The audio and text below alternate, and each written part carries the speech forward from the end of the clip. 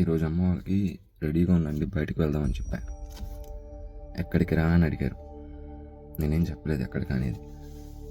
వస్తున్నారు, చిన్న సర్ప్రైజ్ ఉంది రండి అని చెప్పా. చూద్దాం.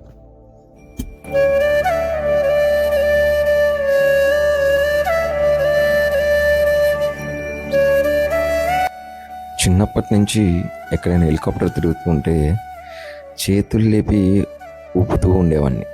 కానీ మనసులో మాత్రం ఏదో ఒకరోజు ఖచ్చితంగా ఒక చాపర్ ఎక్కాలి, ఒక హెలికాప్టర్ ఎక్కాలి అని మాత్రం ఎక్కడో మూల ఉండిపోయేది. నేను ఆల్రెడీ 2 ఇంటర్నేషనల్ ట్రిప్స్ వేశాను.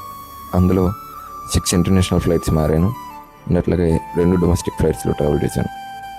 నాకు మా నాన్నకి జరిగిన డిస్కషన్లో మా నాన్న నన్ను ఒకరోజు అడిగారు, ఎప్పుడు నువ్వేనారా మమ్మల్ని ఏదో ఒకరోజు ఫ్లైట్ ఎక్కివచ్చు కదా అని. ఖచ్చితంగా ఎక్కిస్తాను, అదైతే పక్క, ఇవాళ కాకపోయినా రేపైనా ఎక్కిస్తాను.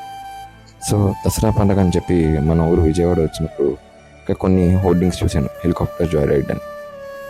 అది చూశాక ఈ ఛాన్స్ని నేను అస్సలు మిస్ అవ్వకూడదు. నేను అంటే నాతో పాటు మా అమ్మ నాన్న కూడా ఖచ్చితంగా వాళ్ళకి ఆ ఎక్స్పీరియన్స్ని, ఆ థ్రిల్ని, ఆ ఫీల్ని ఇవ్వాలి అని ఫిక్స్ అయ్యి ఈరోజు నేను ఇక్కడ మన స్టేడియంలో అరేంజ్ చేసిన హెలికాప్టర్ జాయ్ రైడ్కి వచ్చాము.